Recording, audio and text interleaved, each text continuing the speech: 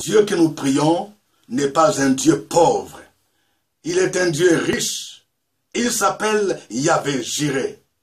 J'ai une bonne nouvelle pour toi qui me suis. Et cette parole est tirée de Agé chapitre 2, versets 7 à 8.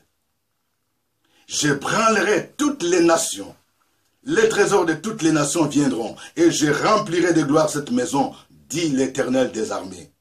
L'argent est à moi, et l'or est à moi, dit l'Éternel des armées. Nous avons l'habitude de les clamer haut et fort. L'or et l'argent appartiennent à Dieu.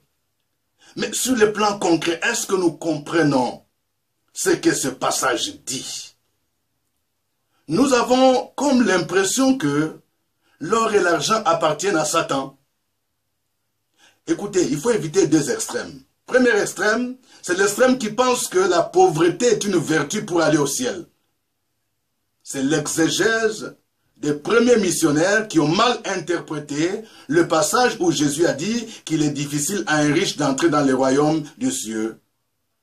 Donc, il y a des gens qui ont conclu qu'un chrétien n'a pas besoin de richesses, il n'a pas besoin de voitures, il doit se promener à pied. Ça, c'est l'extrême que nous devons éviter. L'autre extrême, c'est l'extrême qui voit l'argent, les richesses comme un but. Et surtout, lorsqu'on cherche à les gagner par tous les moyens. Mais nous devons être équilibrés. En tant que chrétiens, en tant qu'enfants de Dieu, nous avons besoin d'argent. Parce que l'or et l'argent appartiennent à notre Dieu. Nous sommes des héritiers de Dieu. Nous héritons le bien spirituel, mais aussi le bien matériel. Dieu dit, l'argent est à moi. L'or est à moi. Il ne dit pas que l'argent est au diable. L'argent est à lui. L'or est à lui. D'ailleurs, le contexte dans lequel il a parlé ici, c'est le contexte de la reconstruction du deuxième temple. Pour construire un temple, les enfants d'Israël avaient besoin d'argent. Et Dieu dit qu'il va ébranler les trésors des nations. Il dit, tous les trésors des nations viendront et je remplirai de gloire cette maison. L'argent est à moi, l'or est à moi. Je vais dire à quelqu'un, c'est lorsque tu as une vision d'accomplir des grandes choses que Dieu va te donner la provision et toi tu dois commencer à faire des prévisions qui t'aideront à atteindre la vision. Nous devons avoir la vision des grandes choses pour que Dieu nous donne la provision. Aujourd'hui, les chrétiens ont peur. Ils ont une vision de petites choses, comme si l'argent et l'or n'appartiennent pas à Dieu.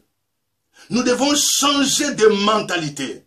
Lorsque je sais que l'or et l'argent appartiennent à mon Dieu, je ne dois pas me sentir complexé. Il y a des chrétiens qui sont complexés, qui ne peuvent même pas entrer dans certains supermarchés, dans certains magasins. Ils disent que non, ça c'est pour les riches. Ils ne peuvent pas côtoyer certains milieux. Ils disent que non, ça ce n'est pas pour nous. C'est au niveau de la mentalité. Si tu changes de mentalité, tu verras que Dieu te donnera la provision. Et tu vas accomplir de grandes choses. Parce que lorsque tu as la vision, la provision viendra. Le Seigneur dit à son peuple, travaillez. Parce que l'argent est à moi, l'or est à moi. Je vais dire à quelqu'un, aujourd'hui, si tu as une vision, vas-y. Même si les gens ne croient pas, la provision viendra. L'argent est à l'Éternel, l'or est à l'Éternel. Que Dieu vous bénisse.